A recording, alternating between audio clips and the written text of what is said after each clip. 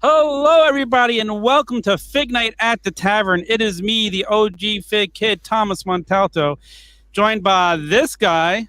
Good old Mike Bellcaster. Ladies and gentlemen, what is up? And also joining us as always, the wonder from down Nick under. Effin, Nick Storm, the Australian icon, ladies and gents. Oh my god, jam-packed episode tonight. But let's get more on that later. Thomas. Yeah, Yes. I mean, our 1-year anniversary show. So much has happened in 1 year. We are now the official Fig Show of the Wrestle and Figure news source.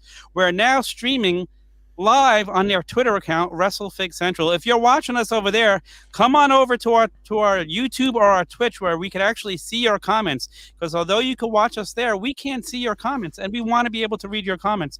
But guys, we have a huge contest going on right now. If you're watching on Twitch, you get a chance to win a Kenny Omega AEW shop exclusive figure. All you got to do is watch on Twitch and comment there, and you're in the contest. Whoa. Hold on. You're telling me a 1 of 3,000 shop AEW exclusive? Tom, you're insane. That's what we're giving away. No way, man.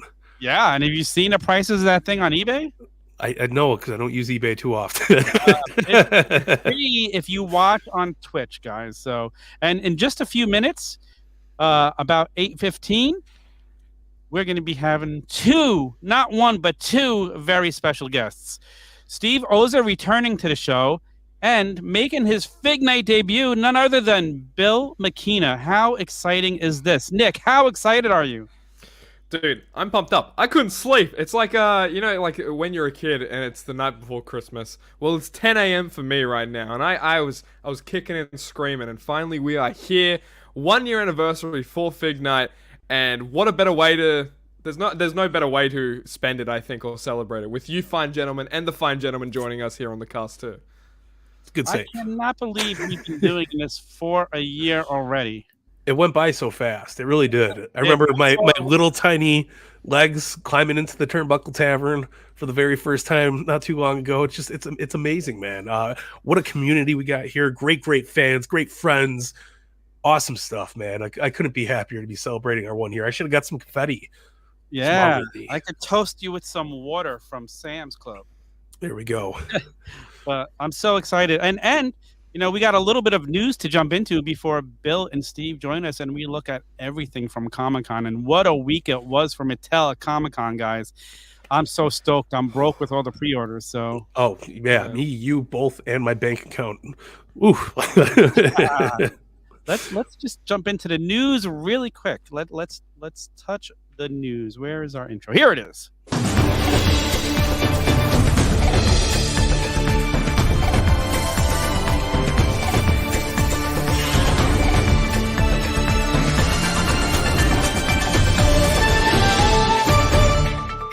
And now to figure news. Ooh, yeah. Coming in hot. Not a lot of news stories, but the best ones of the best ones, ladies and gentlemen. Let's get right into it. Major Bendy's. If you guys are Johnny Gargano fans, Johnny Gargano's Major Bendy is now in stock. Look at that beautiful piece of work there. I put up the wrong one. That's the Pandora box exclusive. If you finding there. There you go. Look at that. It's the logo's in the corner. That one though. So yeah, look at that. Very awesome. Too. Beautiful looking. Making there just to get that one. Right. Awesome stuff. Love it. But yes, if you are a Major Bendy's fan and you are looking to complete that collection out, go check it out, man. It is up and ready, available in stock. All right. Good stuff. Excited. Next up, we got new FWF 3 versions of Matt Cardona and Brian Myers. Major Bendy's are coming. A lot of Major Bendy news. It's a Bendy week. Look at that one. Oh my goodness. That one's fantastic. Dude. Love the face. It is a Bendy week. Look at this, man. Love it. It is a Bendy week, man. Feeling it. I'm digging it. I like it a lot. Speaking of Bendy's, oh yes, we got the very good, very evil, very cursed, very comic book edition of the Danhausen. Very Simpson-y. I love that Danhausen. Love this exclusive. I think it's awesome. Yeah, man. If you are a Danhausen completionist like I am, and I'm sure all of us are here down at the Turnbuckle Tavern, go check it out. This is awesome. Very Dan Simpson-y. I like it. Good stuff. Also in the Bendy's News Network, we got Joey Janela, Davey Boy Smith coming to Major Bendy Series 4. These guys are not holding back. We're getting a lot of great news. Look at that. He's a bad boy. And that's Joey Janela. It looks great, man. And if anybody deserves a figure in wrestling right now, it's Joey Janela with what he's been doing.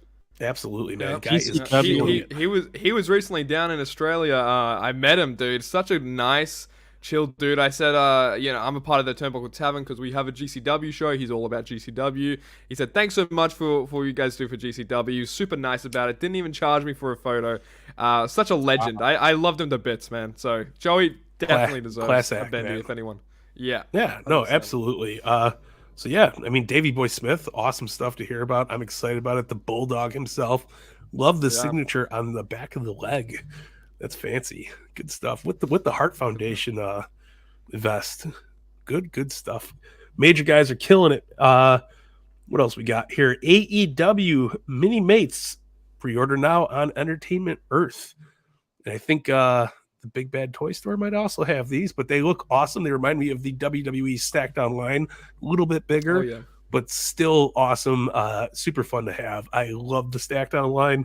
These are must-gets for me, man. And it's a 4-pack. You get the whole set, chair, and table. This is Series 1.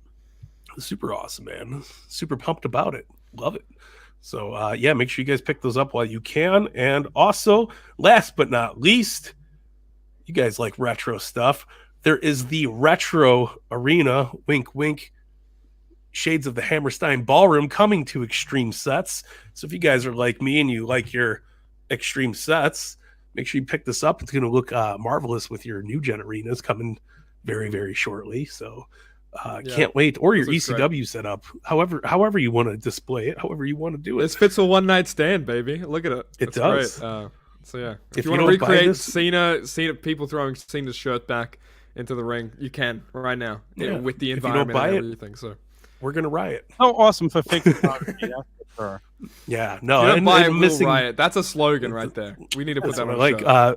But yeah, awesome piece to have. I mean, anybody that's watched anything that happened at the Hammerstein Ballroom, I mean, come on, it's perfect for it. And also that would fit that beautiful 3-pack that was announced over the week of the Raw 30th Anniversary edition with the RAW stage that comes with it. So very, very cool stuff. Make sure you guys are hanging around. Adam Cole's playing Resident Evil 4 right now. Good stuff. Yeah. All right, guys. Well, let's bring in our first guest. What do you say? Let's do it. Let's do it. I got something for you this time. I got a guy I want to talk to. Welcome, Bill Miekina. Welcome to Fig Night. So glad to have you on, man. One of the Fig gods, one of the legends in this business, working at Mattel and bringing us so many goods. At San Diego Comic-Con we saw this past weekend, how many goods you brought, and I've got a few just right here, but it wasn't even enough to encapsulate everything that went down at San Diego Comic-Con, but we'll get more into that. But Bill, thanks so much for being here. We're really happy to have you here. Well, thank you very much for having me. I'm a little, my voice is a little scratchy from, I did a lot of talking this weekend. I usually sound a little, I don't blame you. A little clearer, but we'll power through. Absolutely. What a weekend it was. All these pre-orders. I'm broke, Bill, but I'm so excited. I'm so stinking excited, and we're excited because you're here for our 1-year anniversary show. Thank you for your time. Thanks for having me. This is like we've been wanting you as a guest on here since we've been on. Let's just real quick, let's touch, like, when did you first fall in love with wrestling? We know you're a major fan. We see you travel to Japan. You're like us. You're all in. Tell us a little bit how you fell in love with wrestling. Gosh, I think it was funny. I think it might have been 6th grade, 1987. And the funny thing is like every other boy in my class liked wrestling but me. I was kind of late to the party there.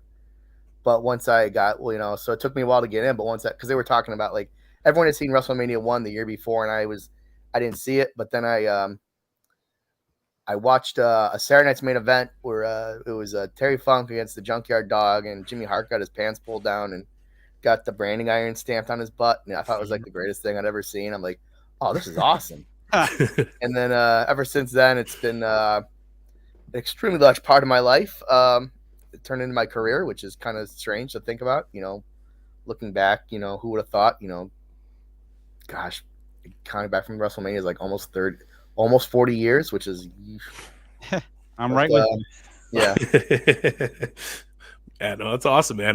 Very, very cool. I know we all get very, very passionate about it, but it's cool that you were able to kind of bring something that you loved as a kid into your everyday existence, man. And you've done some really, really great stuff with it. I mean, we all collect, obviously. We would be nowhere without what you've brought to the table with the Mattel line. Yeah, it's. I'm very lucky to do what I do. So I want to make sure that everyone, because I'm a collector too. I want good stuff for my own collection, and I'm very lucky that I get to design my own collection. Very few people in the world get to do that, so it's kind of a privileged position. So I wanted to make sure that I live up to that privilege, and make sure that especially collecting figures is also it's not quite as affordable as it used to be. I remember, you'd be able to get a really good figure, for $5-6 not that long ago, and now it's our collector figure line is around like $20, and who knows what maybe next year it will be more. I'm not exactly sure, but it seems prices aren't going down. Yeah, That's true. Yeah, sadly.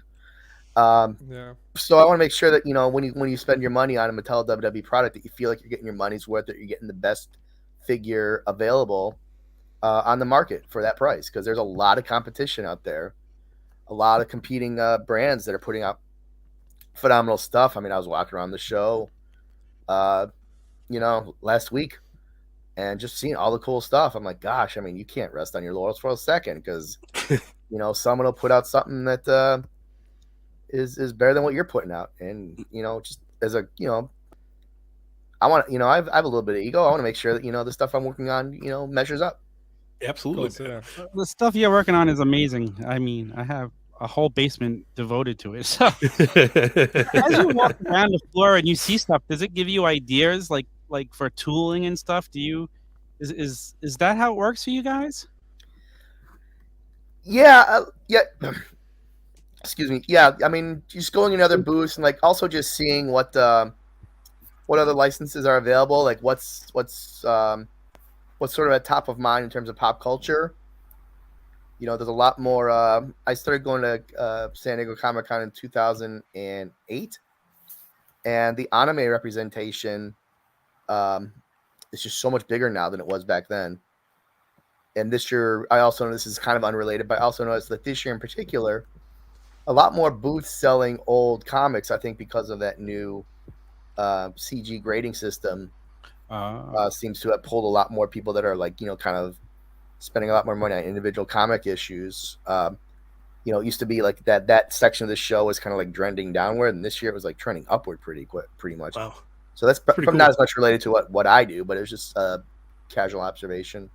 Yeah, no, it's awesome. I'm a big random comic book nerd, so I always buy like weird things like Elf comics, Futurama, just strange stuff. Yeah. But I like the obscurity of it.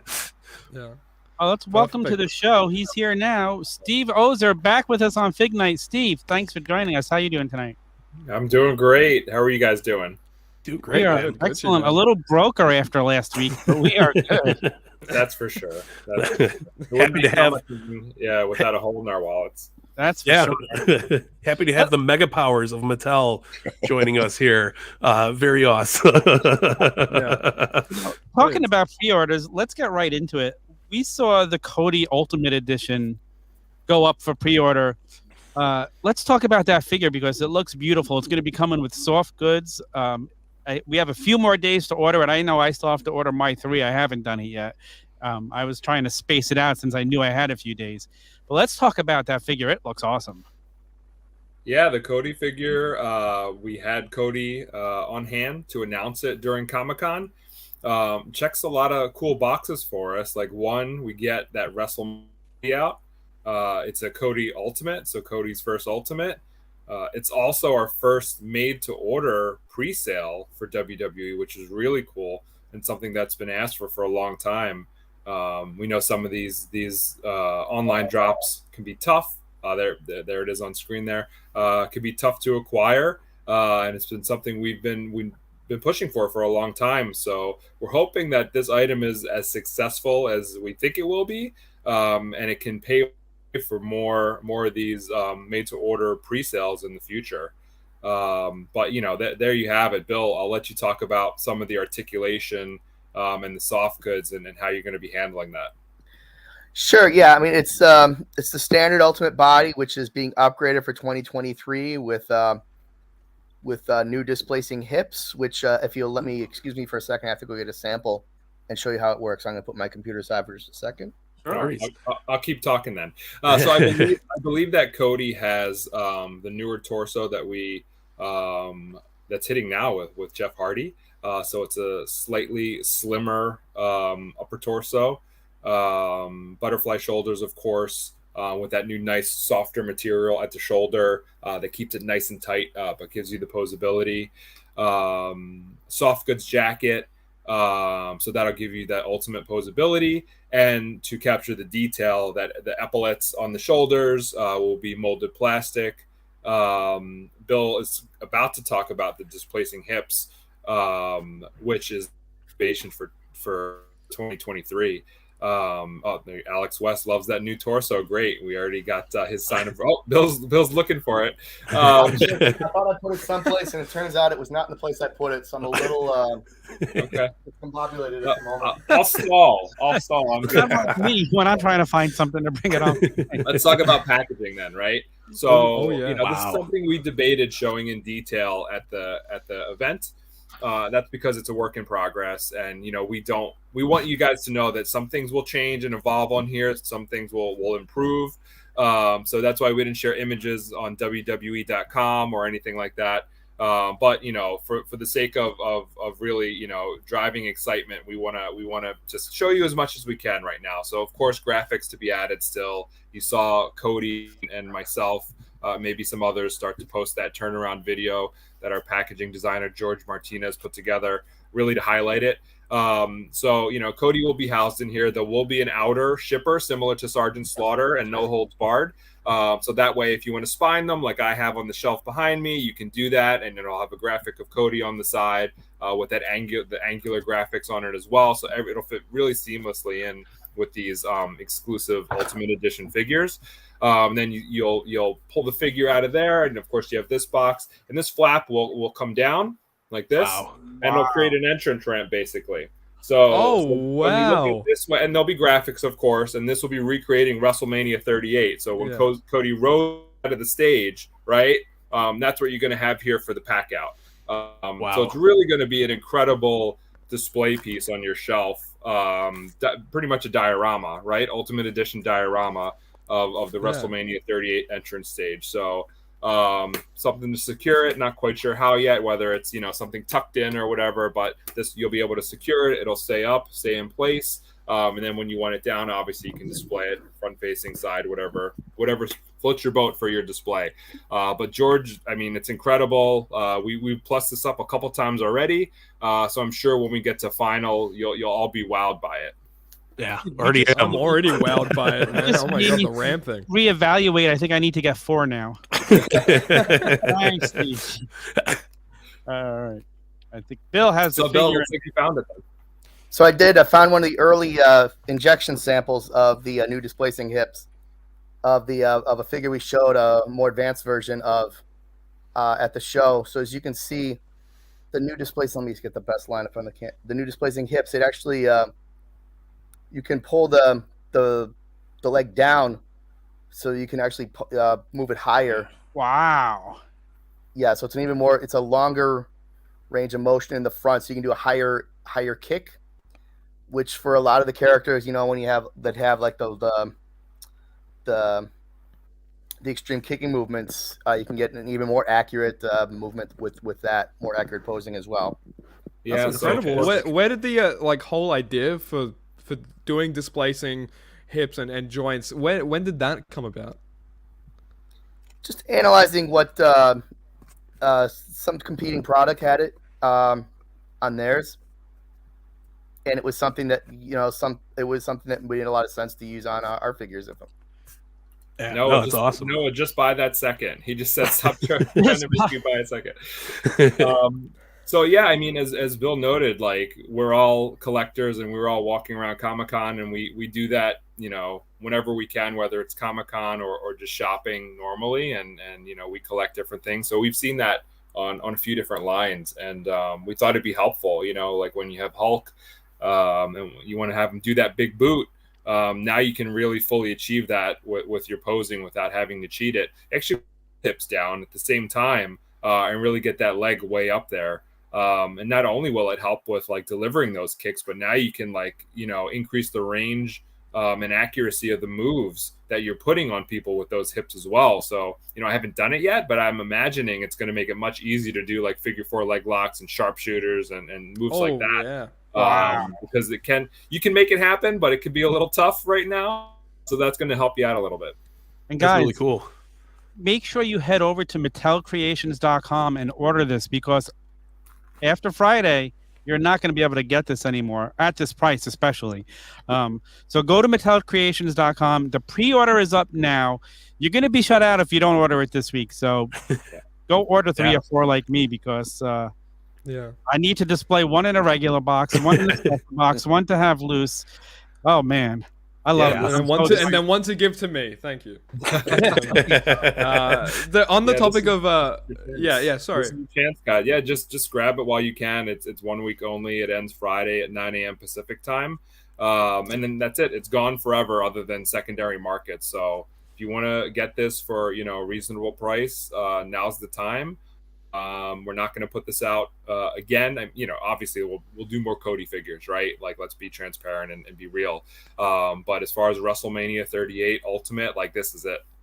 Yeah. No, that's awesome. I mean, it was such an iconic look. I mean, it's his first time back in WWE. This is a must grab figure, and I can't echo that statement any more than we already have. It's going to be awesome, especially with the way that packaging looks. I mean, I can already picture setting mine up doing this right on the ramp, man. It's going to be awesome. So MattelCreations.com. Go get your Codys before they're gone. Right, with what we saw with Ultimate Editions, the one thing I pop for, Steve, is that Coliseum collection. Yes. Grew up with LJNs, love LJNs. So to see these figures come in the same outfit they wore as the LJN figures, to see the packaging, man, this idea is just brilliant. It's a great way to get us more Ultimate Editions. Never did I imagine we'd see a Terry Funk Ultimate Edition this weekend. So friggin' happy. Like, whose brainchild was this? Because I owe them forever. I think all of us. We had meetings leading into that Comic-Con where Sergeant Slaughter was the exclusive. And a lot of back and forth and brainstorming until we aligned on it, right? And when we aligned on it, we knew it was a home run. And then with the quick sellout of it, there's obviously a demand for something like that.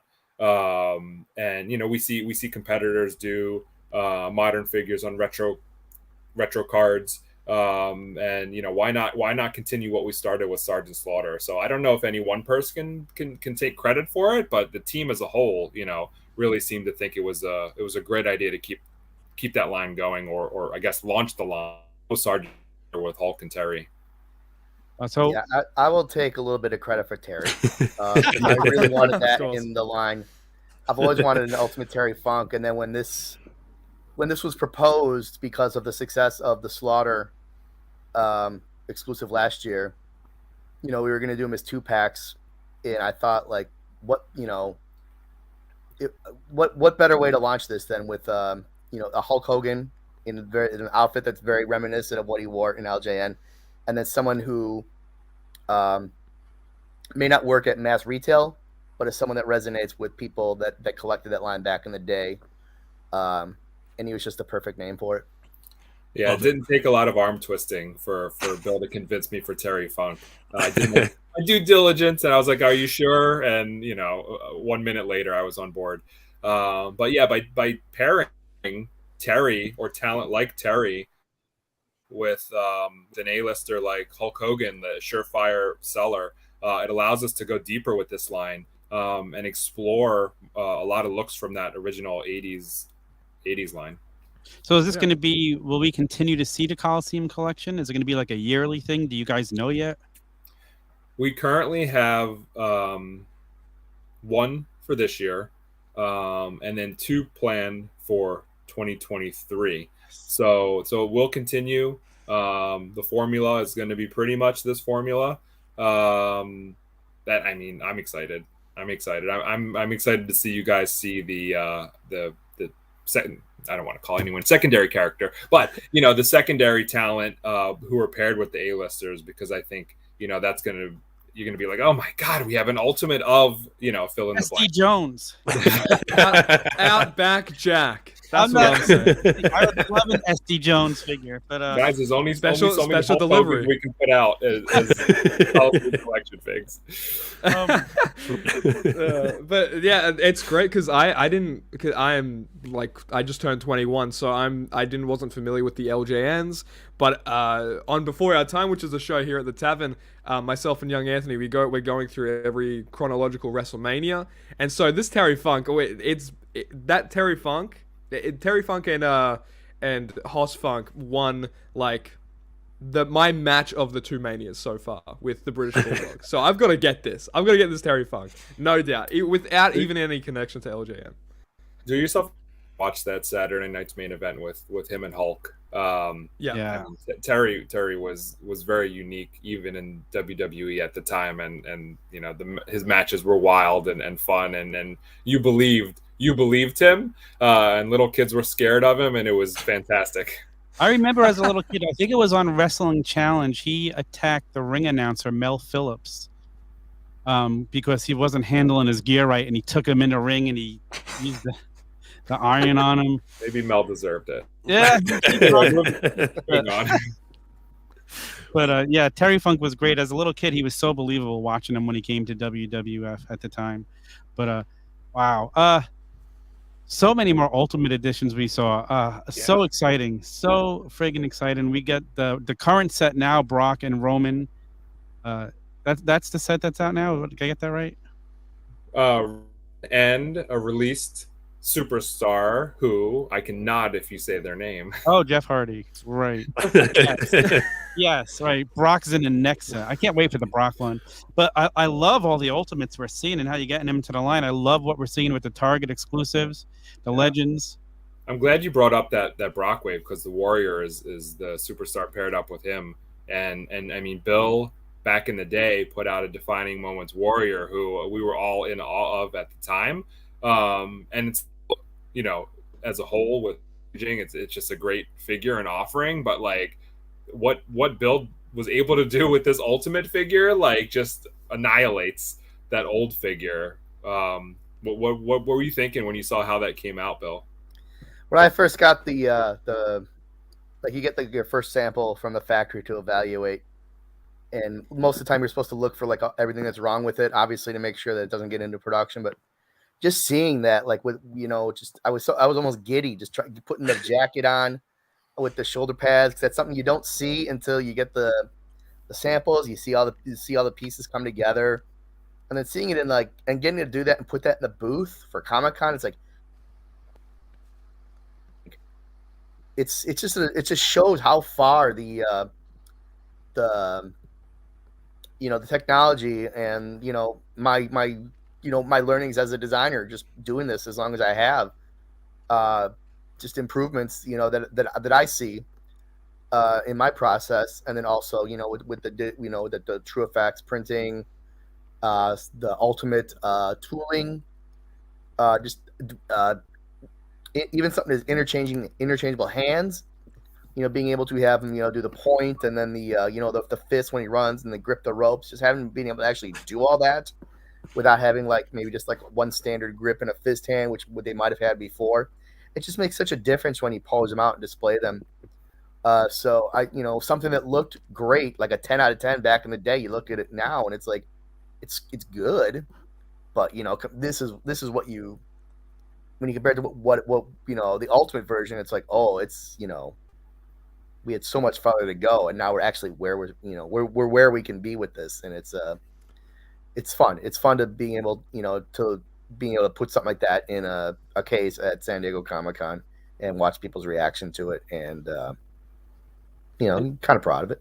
I knew he'd kill it. I've been nudging him for the redos of a couple of those really old at the time, excellent figures, right?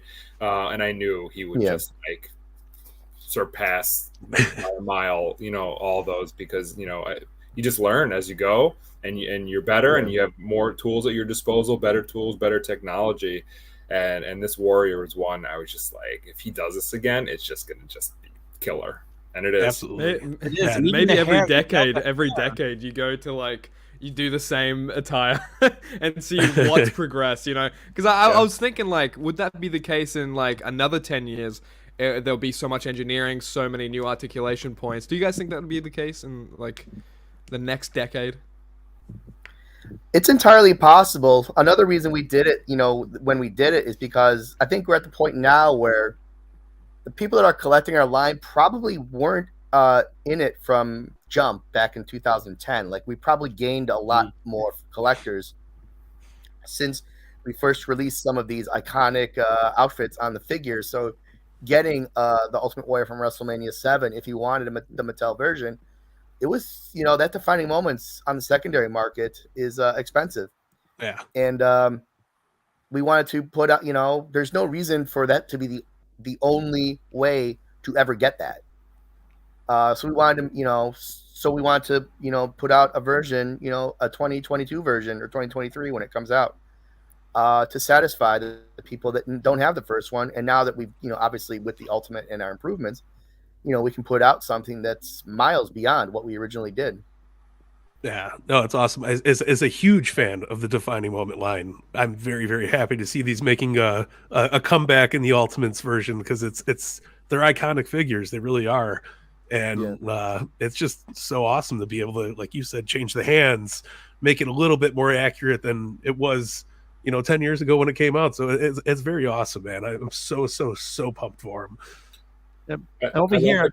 I love the comments below by Noah and Matt. I was right there along with them, in another state, obviously, but out there on January 1st in 2010, getting those Mattel figures for the first time. So it's wild where we are now, 12 years later.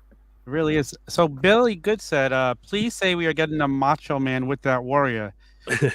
Now, without even asking that, Bill, tell us what it was like when you first got Macho Man to come to the line, because I remember that video, and that's what really grabbed me and got me into Mattel's, because I was a little disheartened after Jax lost the line.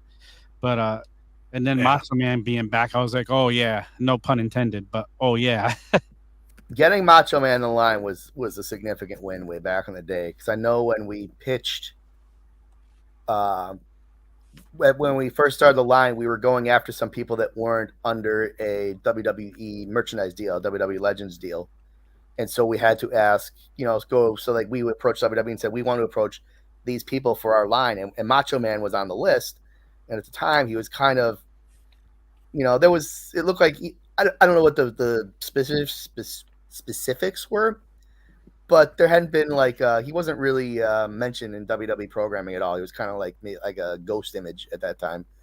So when he was on the list, and WWE gave us approval to pursue him, it was like, oh, that's promising. And then when we signed the deal, it was like, reality hits you. It's like, oh my God, I'm gonna be working on Macho Man figures. It's like that's cool. That's gonna really set us apart from previous manufacturers who had a 10-year run of great stuff that and people were reluctant to move on from them, and totally understandable. Yeah. So it's like, this is something that I think would draw people back in, and then being able to work on Macho Man figures was at the time, and it still is. It's so fun just because there's so much to work with. There's a lot of meat on the bone. And then, of course, being able to actually go down and film at his house the video that that announced that he was part of the lineup. You know, that was something we kept very close to the vest. And then for Comic-Con, gosh, it might have been 2010 Comic-Con. Yeah.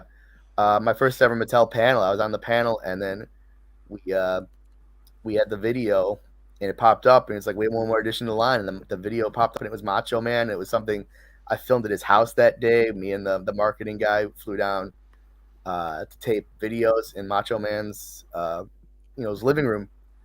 You know, him cutting promos on just watching Macho Man cut a promo saying how awesome a figure is that you worked on. You know, 2 years ago, I was, I was going to Comic-Con, and my toy career was basically not where I wanted it to be. And then 2 years later, I'm in Macho Man's living room, and he's cutting a promo saying how awesome this figure is that I designed. And it's like, how does this happen? Like, how did it happen? It's like, amazing. This is and still, like, so many years later, it's surreal that actually happened, especially considering, what happened a year later was just, the window where that could have happened was so small. And it actually, I was able to, through other people that, basically made sure I was part of the video shoot. God, I mean, I'll take that. That's one of the best days of my life, and I probably will be until I, go away. That's the best day of any fan in our generation's life, to be a Macho Man house. And for you to design a figure and see him cut the promo, I can't even imagine. Like, everybody loves Macho Man. When you talk to all of today's people, even people who didn't grow up with him like we did, they still say he influenced their career. So it's just, he's one of a kind. He really is. You're right. I've never heard anyone say anything negative about Randy, like a wrestling fan. Like, yes, you have your favorites and everything, and you have some main eventers you might hate. But Randy, anytime Randy is you pick Brett or Sean, right? There's divisiveness there, but with Randy, it's like no matter what, everybody loved Randy. So yeah, no, I'll never forget watching that video and just hearing that, ooh, yeah, and I was like, oh, my heart just filled with joy, because he was always like, everybody had Hogan, everybody had Piper, everybody had that, but Macho Man was always the guy that I was like captivated with, no matter what promos, attire. Guy comes out in WCW, WWF, you're glued. You're like, look at this dude. So it's definitely so awesome to finally be able to collect. I mean, it's been a while since we've gotten them, but I mean, I'm not complaining at ever seeing a Macho Man reveal. I always pop. I'm always so excited, man. I'm super stoked for the Mega Powers. Mike knows, I've told him time after time, I would need the Mega Power set. And finally, we're getting the Mega Power set. We already have the Miss Elizabeth. And Mike, you better jump on getting her now, because her value is going to go up. But, I got my Elizabeths, man. Wow, like another awesome set, like another memory. Like, I loved the Mega Powers as a kid, and then the Mega Powers exploding. Man, this set, I cannot wait to get it. The robe looks amazing. The shaking of the hands, like you could actually make them shake the hands. That's crazy. What was it like to work on this set? I was giddy with I was giddy with how excited I was that I was able to design actual shaking hands of figures. So especially now that we have the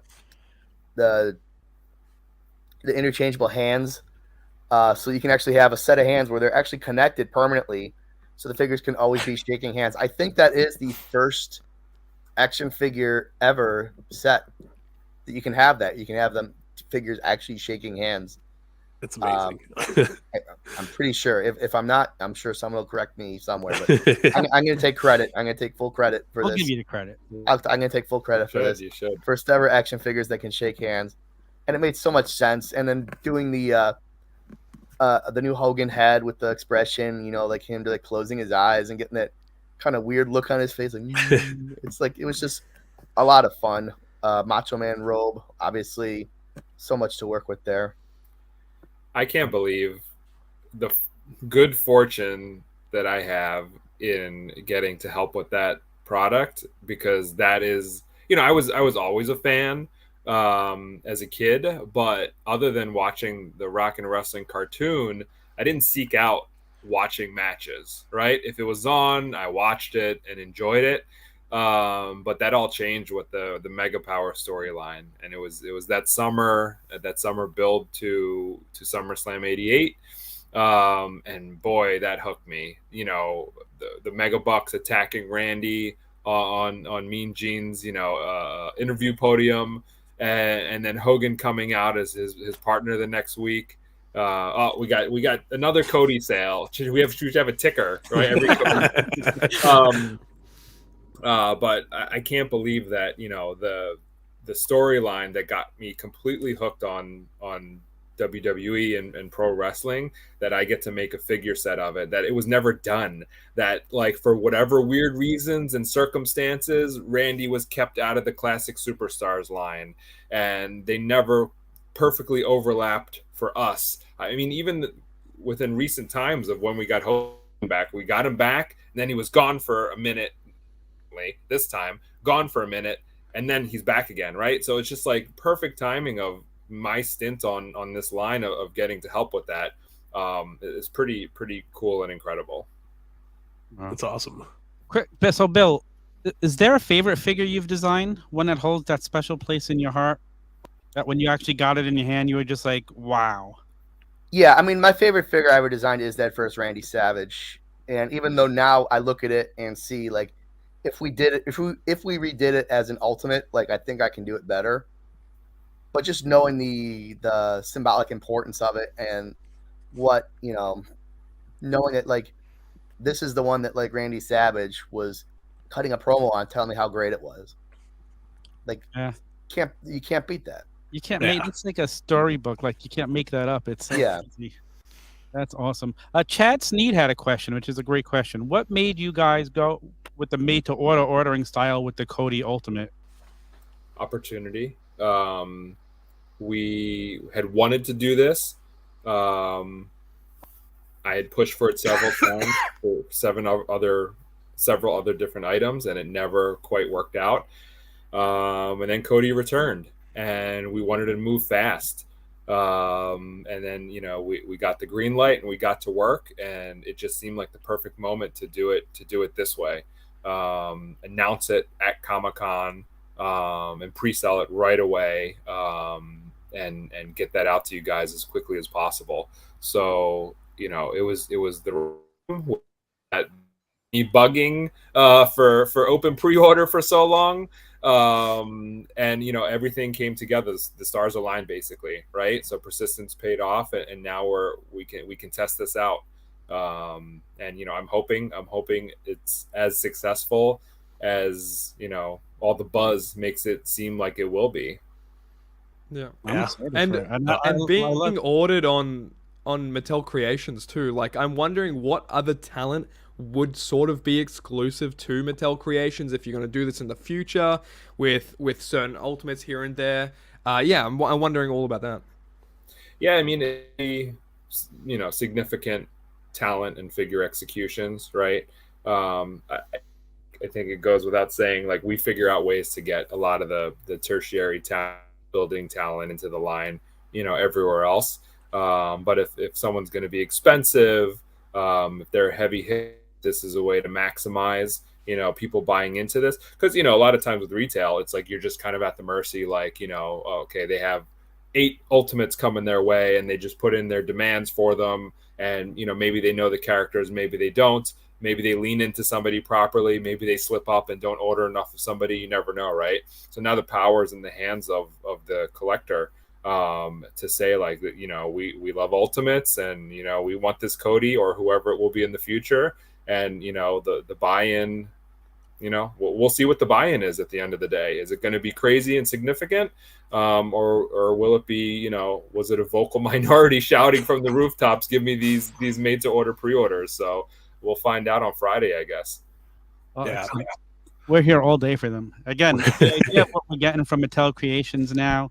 We see the retros come back there. Now we're seeing a Coliseum collection. It's exciting to see that we're getting the stuff that we might have never seen without Mattel Creations being involved. So, like, yeah, while we were waiting for retros to come back. We were waiting because we wanted this site to be up and running, right? Because we knew if the figures live there, we can control it, and it's not at the mercy of planogram changes and a retailer just deciding, well, it's time for new right? There's a desire for these. And now there's a home for stuff like that. Coliseum collection, right?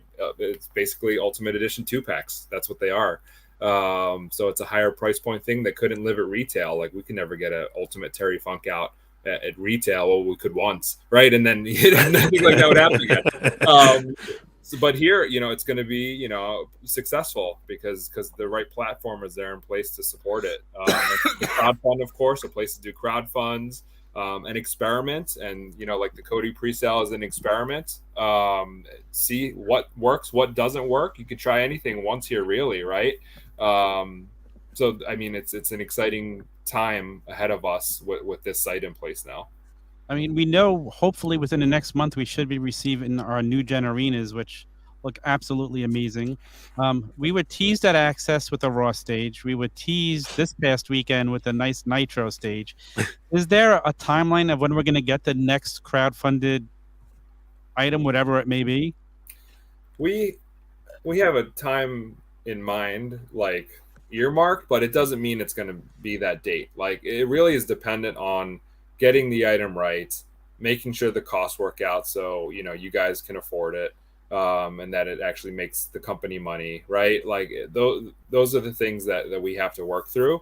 It's not like you just set a deadline like an action figure, right? There's a lot of knowns already for an action figure. Bill can crank it out and make miracles happen even on tight timelines sometimes. Sorry, Bill. But with the crowdfund, those are complex items, and you just have to work through it, right? And if that takes extra time, then you take the extra time and you do it. Instead of just like chasing a date. Maybe the date helps nudge you along and keeps you on track, but if you're approaching the date and it ain't happening, then you just put the brakes on it and reevaluate and push that back a little. So that's kind of how it is, at least with our team approach to the crowdfunds.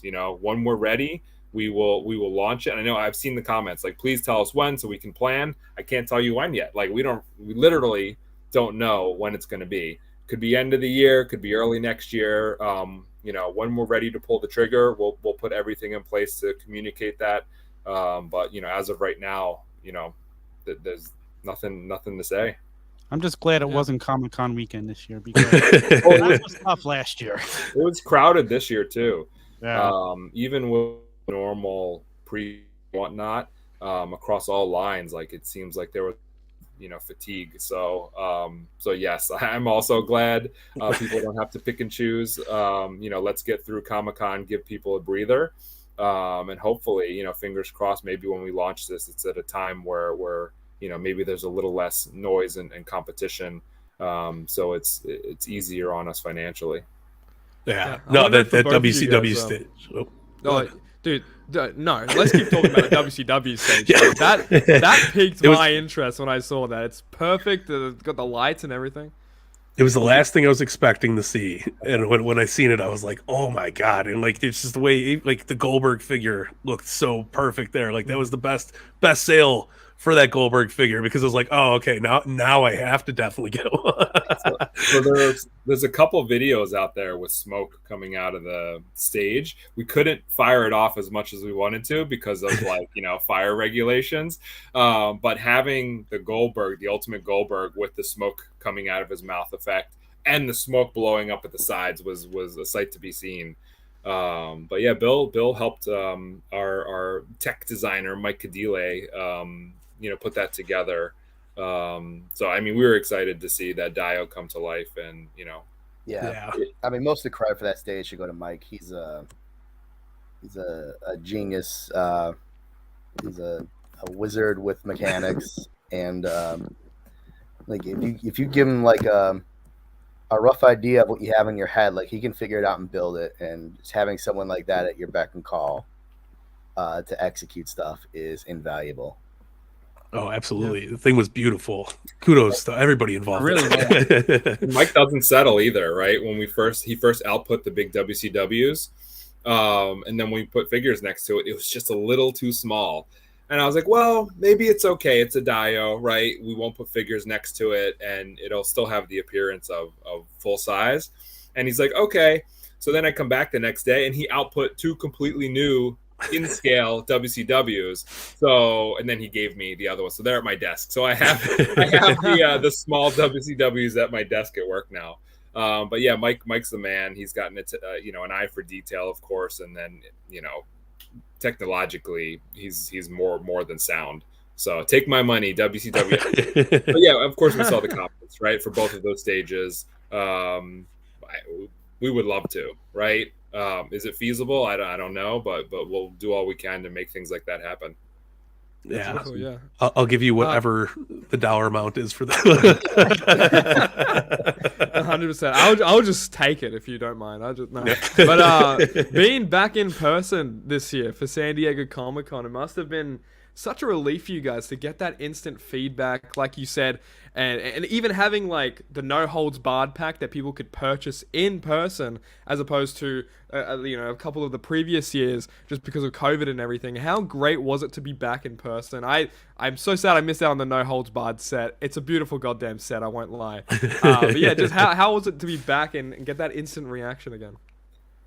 I loved it.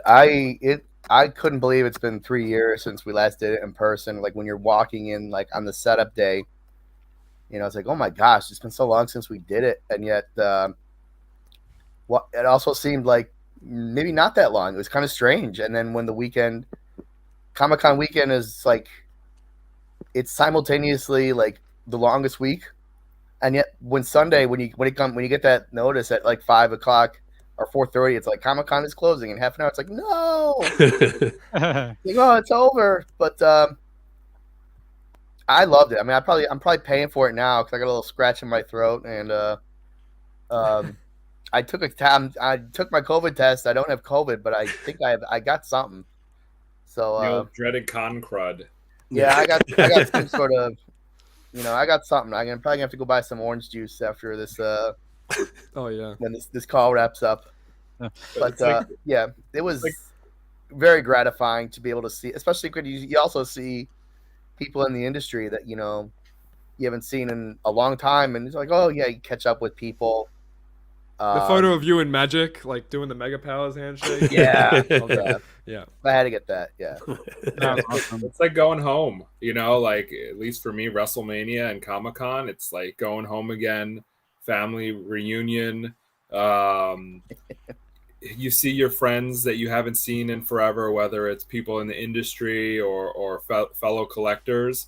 And it's a brutal week. You're tired. There's not a lot of sleep, but like at the same time, like I left energized and reinvigorated and just like creatively, like ready to go. It's so rewarding, right? Nothing beat it. We did those virtual reveals for the last 2 years, and you see the comments and stuff, but people there in person, like the expression in the eyes doesn't lie, right? Yeah. So you don't even have that moment to say, oh, I have to be on social media and say something snarky about something. Like you see it in person, you see eyes get big, you hear gasps. That's real. And it was missed, and then talking to people and whatnot, getting real feedback with real communication, really different than just trying to get a chuckle online with a comment. So it's unbeatable, it's refreshing, and I missed it. I remember getting there this year, my first day. We were there for Tuesday for setup, and it was such a mad rush the past few weeks trying to make everything happen and put it all together. Bill gathering samples and putting together the visuals for the deck, and me putting the deck together and writing the script with Rob and corralling the talent, getting music, and setting up the booth, like all this stuff. It was just like incredibly taxing on top of doing the day-to-day job. So I wasn't even thinking about it until I got there and checked into the hotel and started to walk over, and then seeing everything, and everything else just like went away, and I was in Comic-Con mode, and like I felt like I was home again. It's awesome. And then we see you guys have the Undertaker on the panel. How amazing was that? That's all right. Yeah, that didn't suck either. Yeah, it was okay. It wasn't no big deal. That was a hard Walk in the park. secret to keep. That was a hard secret to keep because I was made aware that about a month ago. I was like, is he really coming to Comic-Con? Because I thought he was just like he'd be like a video. But like, no, he's actually gonna be there. It's like, oh man, I hope I don't F up and you know, tell a friend or something. It's like, oh yeah, when the Undertaker comes out, I was like, well, Undertaker's gonna be paneled. So thankfully I did not.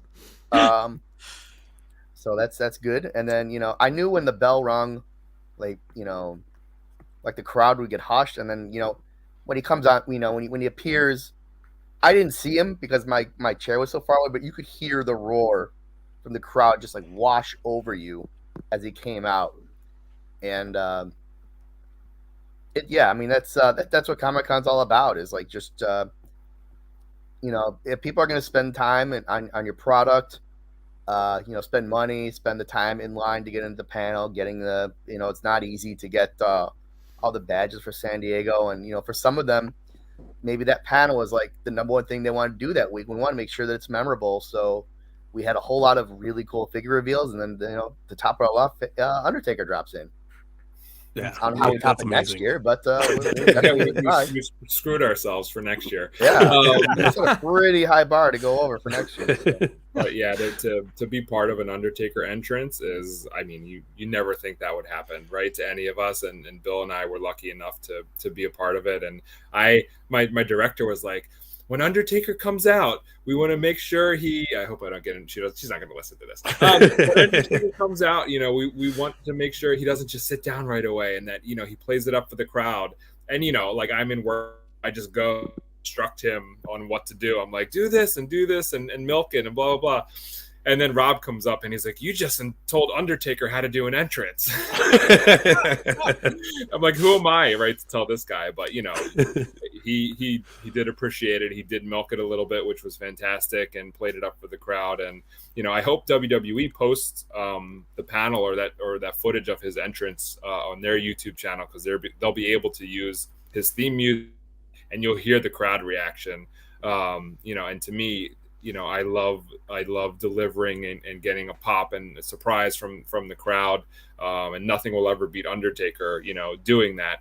So I hope everyone gets to give that a watch if WWE does use that footage. I heard Sam Roberts telling a story on his radio show the other day with Jim Norton, and he was talking about how he got a picture with him, and the publicist pretended like he cut his head off at first and had the camera facing the wrong way. The Undertaker told him, you know what to do. But it just sounds like such a cool guy. Like, you know, he's a legend to all of us, but he sounds like the most down-to-earth, normal guy that there is out there, too. It's so crazy. And then hearing him, I heard the clips of him and his kids having the figures and him stepping on him. It was just hysterical, the stories he shares.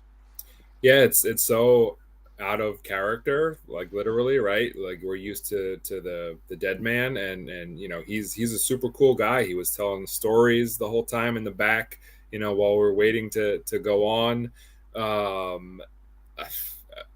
He blew people's minds, right? Because a lot of people just don't know what to expect. They've only seen the in-ring version of Mark Calloway, Mark Callis, Undertaker.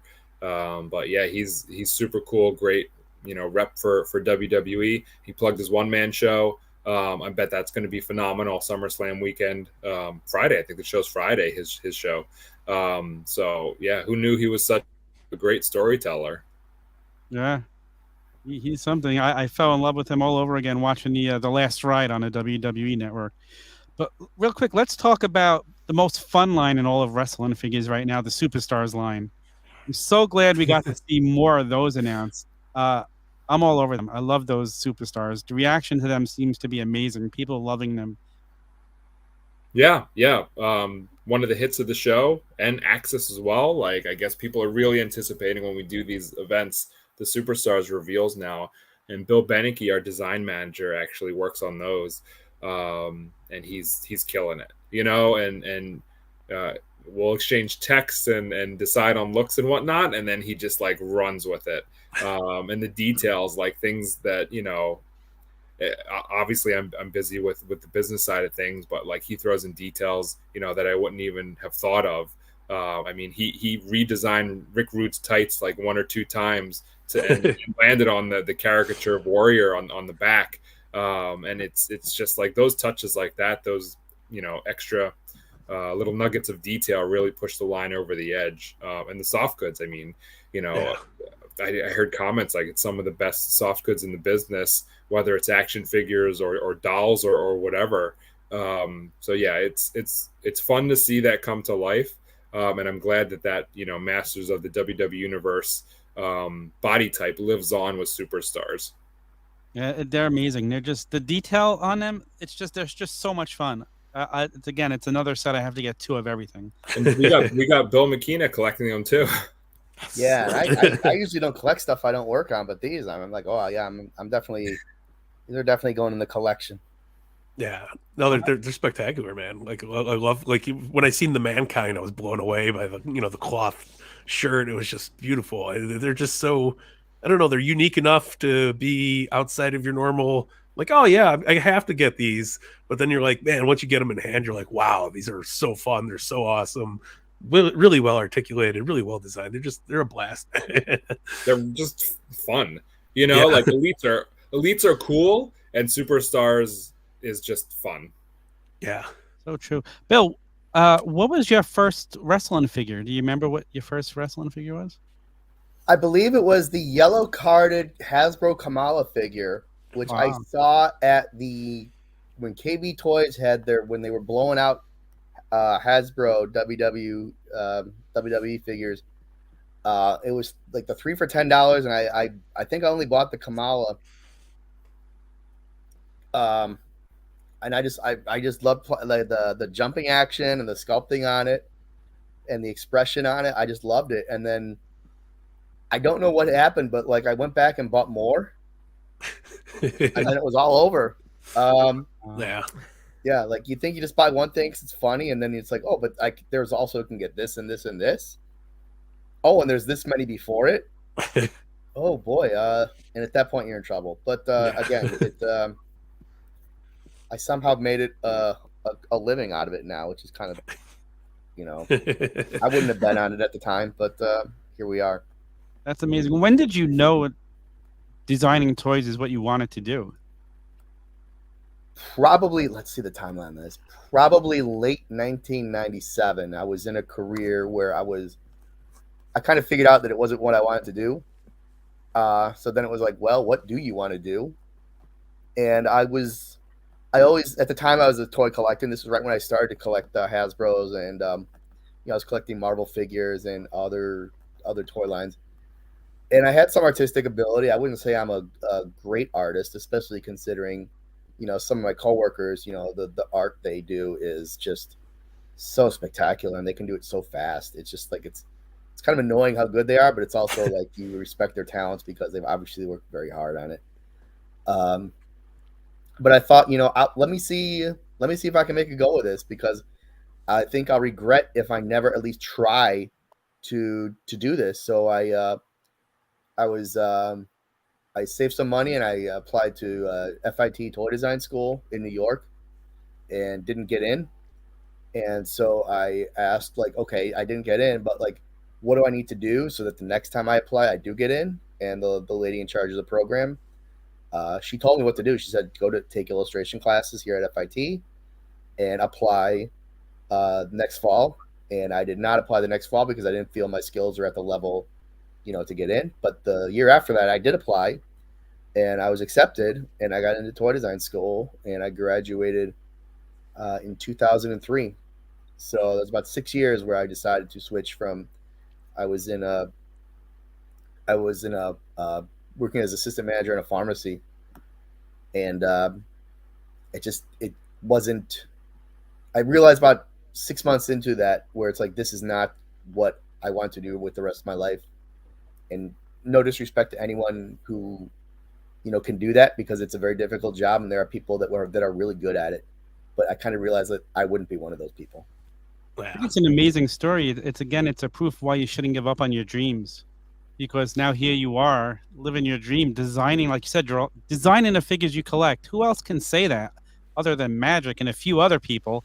Yeah, I To mean, me, that's an incredible probably story. the people at Hasbro and Jazzwares, Bandai, but basically everyone that displayed at Comic Con this past weekend. But again, that's you're thinking maybe it's about 100 people in total, at least in the U.S. I think, Yeah, and that it's have crazy that much direct control over their collections. Yeah, when it's kids buying these toys, they didn't have the connection like you guys do now, building it as a collector. Like, I think it makes the hobby even better when the people care about the product because they love it. It's a that's wild. something Go ahead, that Bill. okay, yeah, that's something I learned when Jeremy was at Jack's. When he was one of the first people to go online and sort of be close interconnection with the fans of the people that collected the line. And I, at the time I was one of those people.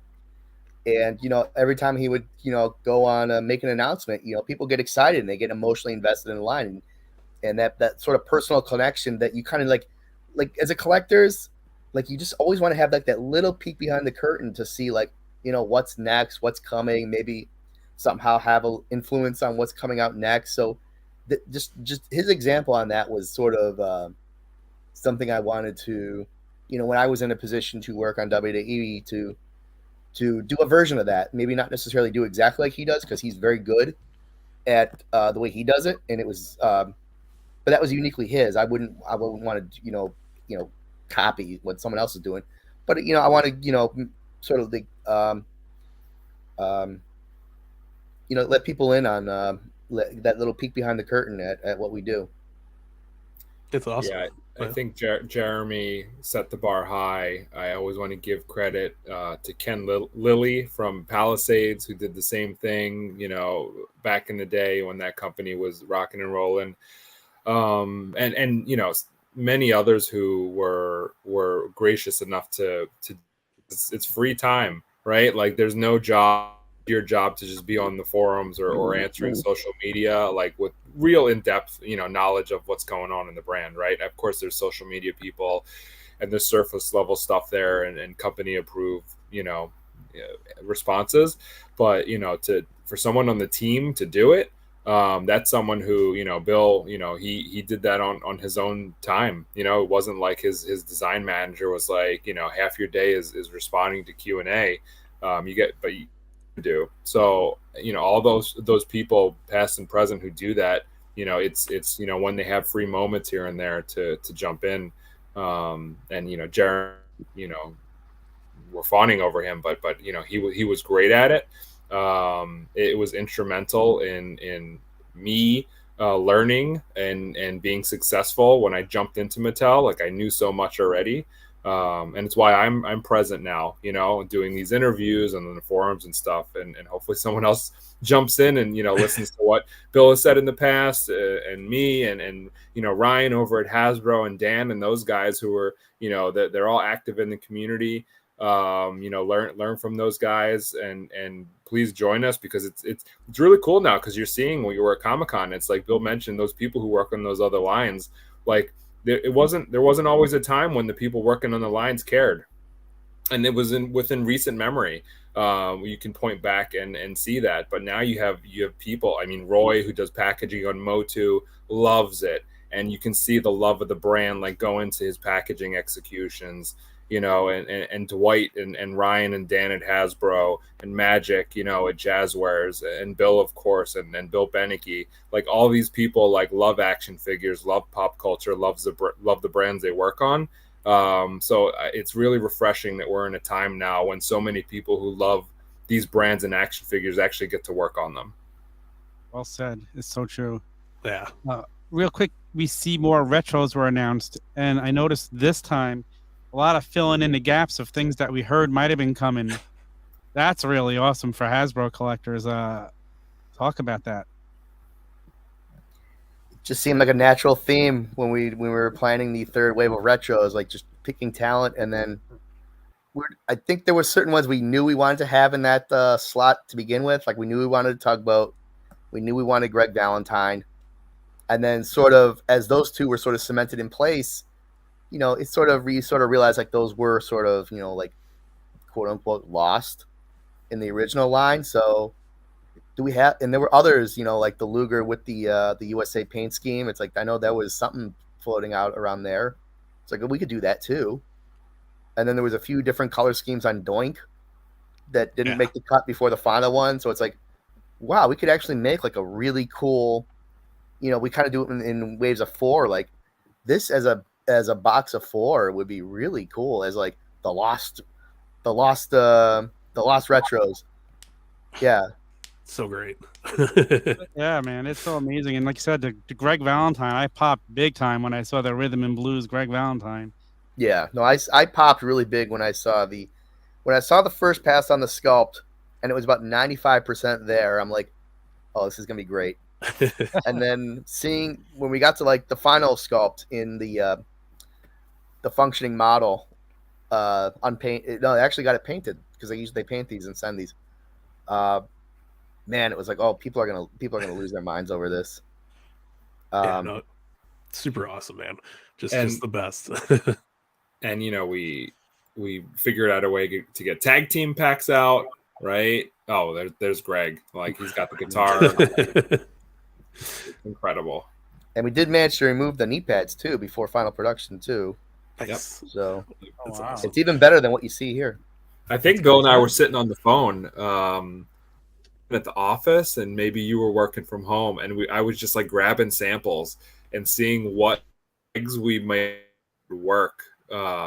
So yeah, I mean, we were just scouring through like the archives, so to speak, the archives being our collections, and figuring out the parts that would work to give Greg the right lower legs. But yeah, tag teams. We figured out how to get tag teams out. We're going to partner with Ringside and do tag team packs. NWO, of course, which I mean, I still think counts as that classic era for sure, figures, right? Because it was right after that line ended. So that's exciting. And then the big surprise reveal at the end was the Jerry Lawler, and that's really building out the era, the original era of these figures in the early 90s. I think he might be one of the best we've done, period, because he just like fits in so well with the original line. The action features on the nose. I feel have him in hand in plastic because that's like resin, right? It's a resin prototype, Bill. We have that in plastic. It's just going to fit seamlessly into anyone's collection who has those original figures. Sure. That's how they're designed to fit seamlessly into the previous collection from over 30 years ago now. Wow, I'm getting old. Right there with you. And anything else you guys want to mention from Comic-Con that we didn't touch on? I mean, there was so much stuff. It was amazing. I'd love to hear about No Holds Barred, that whole pack. I'd love to hear about that. For sure. Well, I mean, we set the bar high previously, right? And that makes our work every subsequent year much harder. So we have these meetings where we just have kind of like toss out wish list type, executions. So it's like, No Holds Barred. It's like, we'll never do that. But that's a cool idea. And then you actually do it. Well, I think No Holds Barred for us was high on the list. And then you kind of see what's accomplishable, right? And then you on some executions on the list is like, no way, and some are maybe like not right now, and then you get down to it and you see what's possible from a signing perspective, and Zeus seemed to be obtainable, so we went with it, and WWE secured the contract with Tiny Lister's estate. Unfortunately, after his passing, sadly, it would have been great to get him involved in all the excitement this year. He's got a lot of crossover fans with Friday. I had tons of people coming up saying they were buying it because they were fans of his performance in the Friday movies.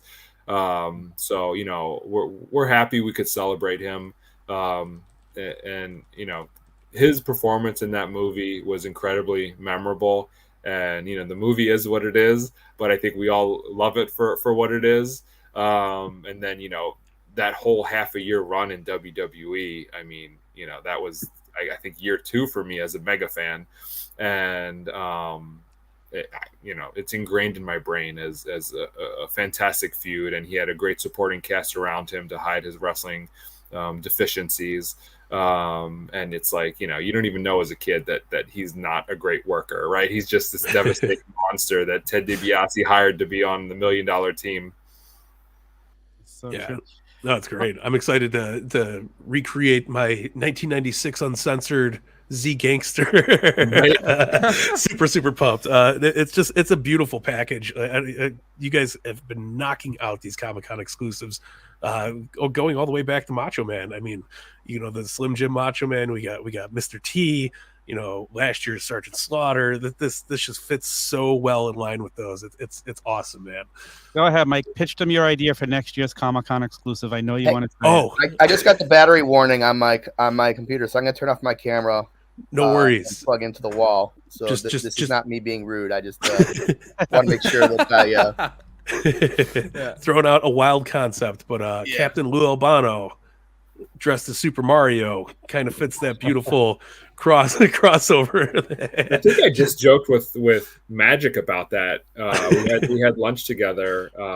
Once again, my director's probably not watching this, so I can say that. No, we're all friends. We're all friends in the industry, right? So Magic and I had lunch, and we were joking about what we could do, and I mean, that would be incredibly fun. Super Mario, Captain Lou, but there's lots of hurdles there with that one. Absolutely. Captain Lou figure. But. Right. Just Captain Lou, fantastic. But I think we will we'll deliver next year and the year after. I think we know what we need to do, and we're up for the task. And I don't know what else to say about it. Excited, like every year, it's fun trying to guess what it is. And I had messaged you a couple of weeks ago. Oh yeah.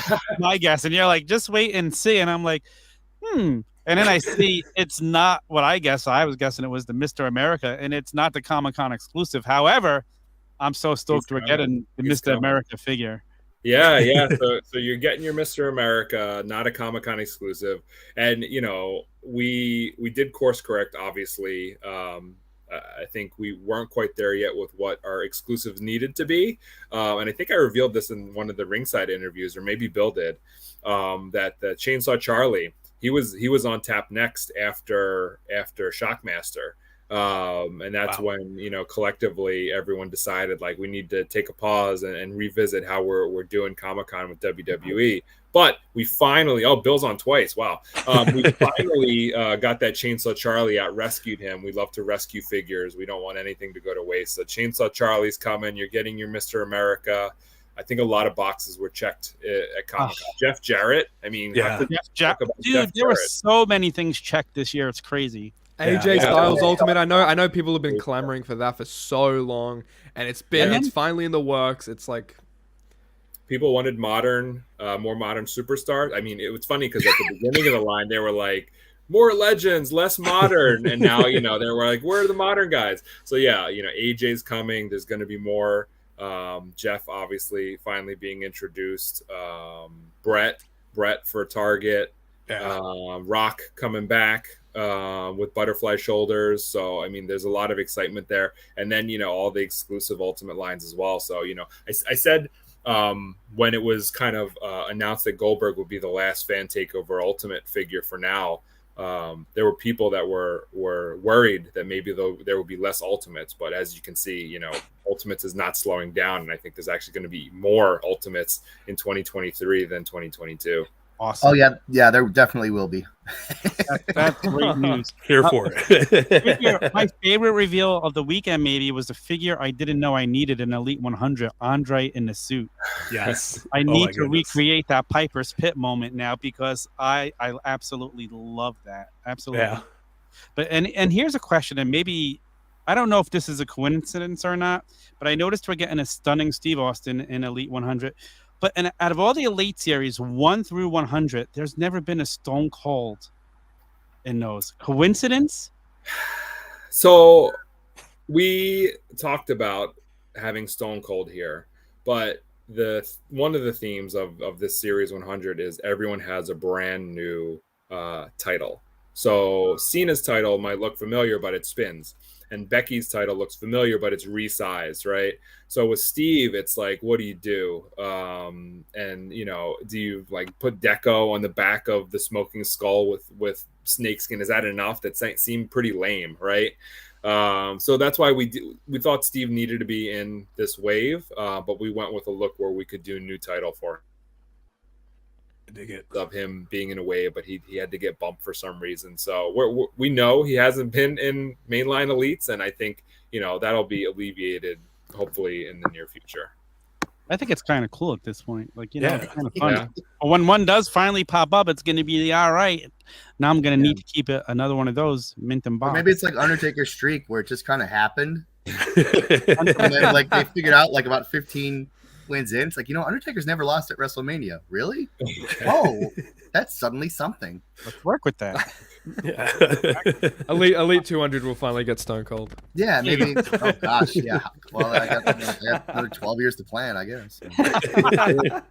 And then Legends, right? Lots of Legends and Ruthless Aggression announced. First time in the line, Legends. Eric Bischoff, Torben, Samu, Fatu. Not technically in line, but as a tag team, yes. Simone SWAT team. Paulie Dangerously, right? Yes. With bonus ECW hat, so you can do either. So I mean, I think the requests were out there. We knew, little Legends. Let's talk about that real quick. We knew that it was light on first time in the line figures, but we were at a period of reestablishing Legends as a force to be reckoned with, right? As far as being like a subline goes. And we firmly reestablished it. It's one of our top lines now. And that paved the way for these new signings. Yeah.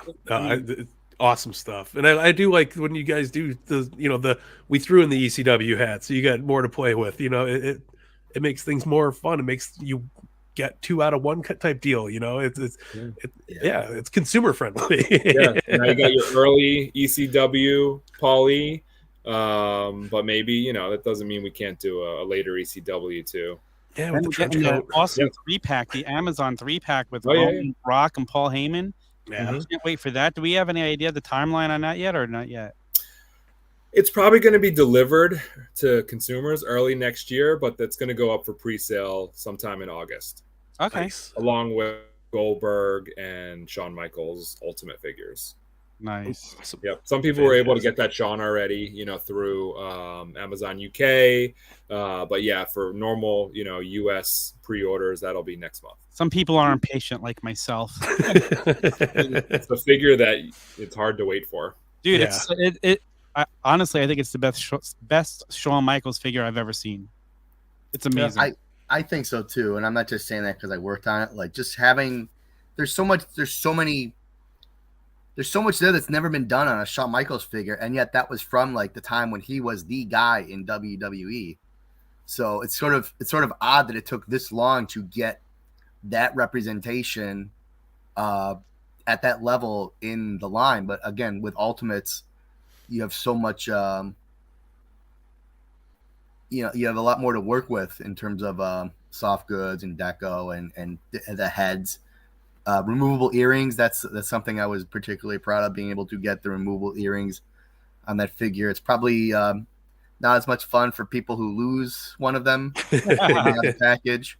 But it's crazy. I love how they snap into the behind his ear. Yeah. Stay in. Like, great job with that. Like, I did a figure shoot with it the other day, and it's just a beautiful, like, the scan is like the most spot on scan ever. Like, it's like holding a little Shawn Michaels in your hand. Yeah, I really couldn't be happy with how that figure came out. Yeah, that's one of those, again, it's like you're really proud to be associated with something like that when you see it. It's like, wow, this is I had a hand in sort of like bringing this into existence. I played a role in getting something like this out into reality, so to speak. That a lot of people are going to, in theory, have as a pretty major part of their collection. Yeah. It's here for all the Ultimates. Every Ultimate. I love them. Absolutely love them. Guys, like, we could sit here and chat with you all night, but we know you have things to do. So, Bill, thank you so much for coming on. your first time here. Hopefully not the last. We'd all love to have you back. I'll have to get a little bit more charge on my computer next time. Maybe like a minute to charge, and I should be okay. No, we appreciate it, man. Really, really do. And a great job at San Diego Comic-Con. The reveals are obviously we're all broke, sitting here begging and pleading for more reveals, surprisingly. So thank you for everything, man. It's been a blast. Thank you very much for having me. Anytime, man. Thank you again. Awesome weekend. Keep it up. Don't forget to go check out Mattel Creations too. Yes, guys. You only got a couple more days left. Go to Mattel Creations. You have till 12 noon Eastern, 9 Pacific on Friday to order your Cody Rhodes Ultimate Edition. After Friday at noon, you're not getting it for $45. That much I'll guarantee you. You might get it on eBay, but it's going to cost you a lot more. We know how these Ultimate Editions skyrocket when they reach the secondary market. So you want to get your hands on it. It's a beautiful figure. It's going to come with a soft goods robe. Make sure you check it out. Make sure you order it. And just the packaging alone sold me on another one. Like, yeah. You saw that. It was beautiful. It was amazing. Yeah. Awesome stuff as always. Awesome. Guys, thank you for tuning in. Go ahead, Nick. I was just going to say, thanks to Steve Ozer as well. I think he had some internet issues. I relate to that too goddamn much. On StreamYard especially, I've just been holonetting like crazy lately, so understandable, Steve. Thanks, Steve and Bill, for coming on. Bill, I said this a couple weeks ago. We had Jeremy Padawer on, and I said he was one of my first goals to interview. And under that, on par with that, I should say, was your name, Bill. So it means a lot that you did come on here. We know you don't do this regularly, so we really do appreciate your presence being here. You're too understandable after this weekend. You know what I mean? Like, yeah. I completely understand. But yeah, dude, thank you so much. Like, from all of us here at the Tavern at Fig Night, you do a lot of great work, and we love it to bits. So, thank you very much. Thank you for having me. It's very kind words. Beautifully said, Nick. And guys, tune into the Raw Down in a half hour. There might be some news that has broken with WWE within the last, 5 days or so. You're going to want to check it out. That's another show that's going to be can't miss tonight. I'll be there. Young Anthony will be there. J-Bone will be there. And, of course, MVP Marco. Tune in a half hour. Don't forget our Twitch contest going on now. If you watch on Twitch and comment, you can win an AEW shop exclusive Kenny Omega. Who else is giving that figure away? So thank you, guys. Thank you to Steve and Bill again. Thank you for the reveals. Thank you for making us broke. Until next week, guys. For Mike, for Tom, for Nick, Fig Guys out.